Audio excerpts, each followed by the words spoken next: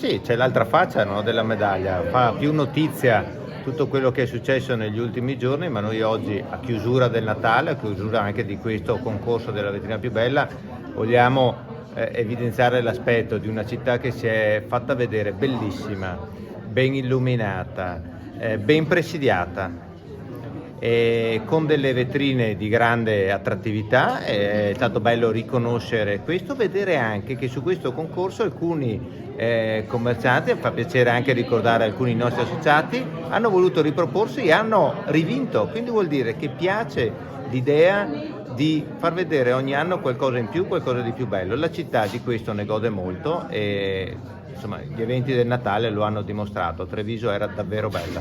Lei sta rilanciando anche per un'altra piazza. Ma l'esperimento di Piazza Rinaldi degli ultimi 2 anni ha fatto capire che in un contesto presentare una situazione coerente con il contesto, far scoprire uno spazio nuovo, farlo rivivere ai trevigiani piace. Quello che è stato creato a Piazza Rinaldi lo ha confermato, un villaggio di Natale straordinario, 250.000 presenze nei 40 giorni del Natale. Ecco che è l'occasione l'anno prossimo per fare di questo progetto una duplicazione in una seconda piazza, quindi mantenere Piazza Rinaldi e aggiungere una seconda piazza, Piazza San Vito, un'altra piazza, quelle che sono. E questo perché funziona, piace ai trevigiani e piace ai visitatori.